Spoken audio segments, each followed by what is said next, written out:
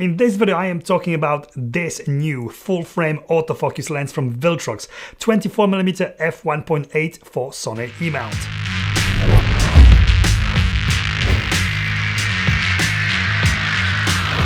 If you are here for the first time, my name is Pav and I'm a commercial and lifestyle photographer and filmmaker. And here on this channel I talk obviously about all things photography and video. Cameras, lenses, photo video gear, reviews and tutorials. If this is something that you are interested in, then please consider subscribing. Today we have a brand new lens from Viltrox. This. I have always been a fan of Viltrox lenses and I have reviewed a few of them before. So when I heard about this 24mm f1.8 lens for Sony-E coming out, I couldn't wait to test it out. This lens was supplied to me for this review by Viltrox, but I wasn't asked or paid by Viltrox or anyone else to say anything specific about it. So this is my honest and unbiased opinion about it. So before I talk about the specs, its price and value, let's get the most important thing about this lens out of the way first. How does it perform and is it any good? It is a very sharp lens. It delivers great colors and contrast together with really nice smooth bokeh. But it's not perfect and I wouldn't expect it to be. But when used in everyday real-world situations, it really does deliver. 24mm is a wide-angle focal length and it is perfectly suited for landscape or townscape or for any of those occasions when you need to get more into the frame but without the typical ultra-wide-angle lens distortion. Not typical focal length for portrait, but perfectly usable with a bit of imagination for portrait photography, but certainly perfect for everyday walkabout or a travel lens. The autofocus performs really well and I had literally no issues, zero issues with it at all. It works as good as with any Sony lens on my a7 III, and that includes video as well, but about that in just a moment. Wide open you get fair amount of vignetting and some chromatic aberration. Chromatic aberration is absolutely manageable and not really in a way, but vignetting is something to bear in mind as it will show clearly on your photos or videos if the background is light, like the skies for example. There's also quite a bit of barrel lens distortion, but nothing that can't be easily managed in post if that's something that really bothers you. All these little issues pretty much go away when you close the aperture down.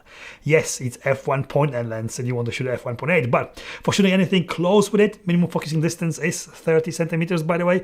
When you want to get that shallow depth of field, the slightly darker corners or soft around the edges really doesn't matter that much at f1.8. But for most of shooting scenarios when you'd want or need to use 24mm lens as a lens with wide angle of view, closing the aperture down to f2.8 or even better to f4 eliminates those niggles instantly and yeah, it's better for it. Overall, I never had to fight it to achieve results I wanted. It is a pleasure to shoot with and it does not look out of place on a Sony camera. It does not feel or look cheap. For filming on a gimbal, I have been forever using my old Sony 24-105 at 24mm. Yeah, this lens. This is my favorite focal length for gimbal work, but this lens is heavy and much bigger than this new 24. Also, it is only f4 when this is f1.8.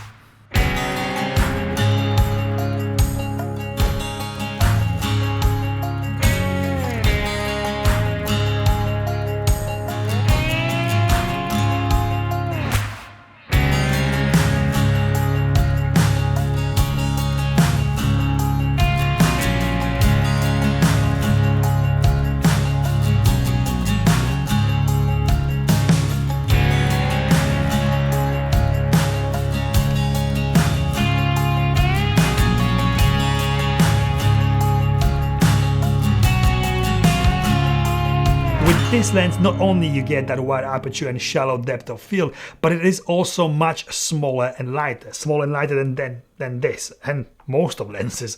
I literally had no issues autofocusing with it and it delivered a really outstanding and constant results. Very minimal flaring, I'm not sure, but I think that little rainbow flare on my video sample was coming from my ND filter, maybe from the lens, but overall the video and video performance you get with this lens are just outstanding. Manual focusing in video could be an issue as this lens makes quite a bit of plastic on plastic rubbing noise when the focus ring is turned at certain place. I thought that this was just this copy of the lens I have, but I have heard others talking about it as well on YouTube. If you record the audio on camera with a microphone on the camera, then this could be an issue. Otherwise, if you ignore it, if you don't listen to it or record the sound, the manual focusing works as it meant to, but you can hear it. That much. The aperture ring is clickless for those smooth aperture changes, but in reality you just use variable and default to control your brightness, especially if you want to retain that shallow depth of field. This lens is built just like all other Viltrox lenses that I have tested before. Good quality, solid, hard plastic construction, good quality apart from this, and it is a good looking. Important, very important. As mentioned before, clickless manual aperture ring. I kind of like these as it makes it easier to shift it quickly from f1.8 to f4 or f8.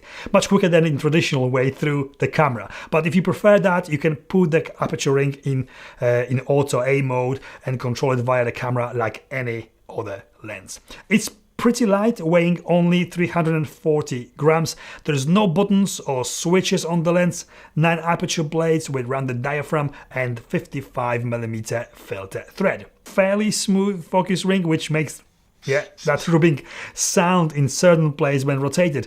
No weather sealing or stabilization built in, and there is a USB socket at the back at the bottom of the lens for future firmware updates. Not that you can update this with a firmware update. It's not really a problem, but someone with my size hands, there is no way for me to hold the camera without this edge of the lens digging into my finger and making me aware of it while shooting with it. You would get used to it over the time, but if you were going to shoot with this lens only on very rare occasions, you probably would feel it.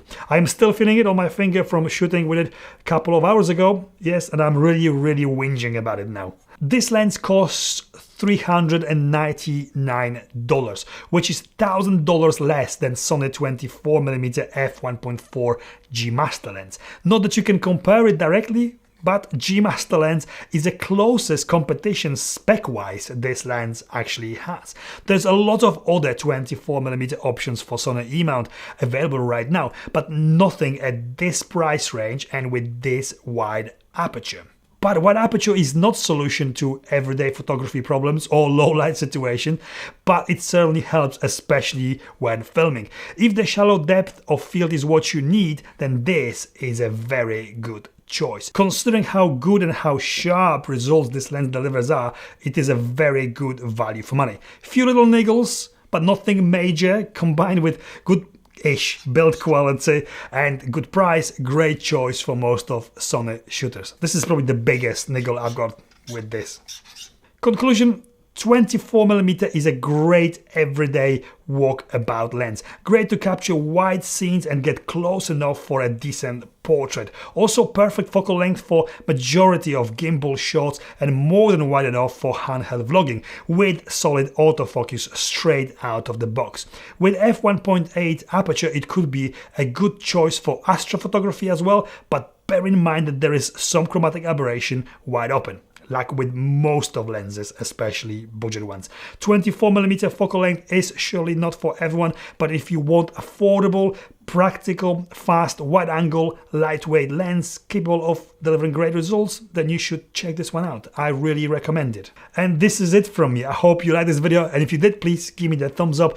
Don't miss more content like this from me. I have some cool lens, camera, and photo video gear reviews lined up coming here weekly, so click that subscribe button if you haven't already, and click on the bell button to get notifications of my future videos. Thank you for watching, and I'll see you next time. If you are here for the first time, my name is Pav and I'm commercial. Take 2. There's also quite a bit of barreled lenses. Mental. The aperture ring is also clickless for those smooth aperture changes, but so many tongue twisters. I do like a good whinge. I wonder if you could grease it with something. It's a wrap.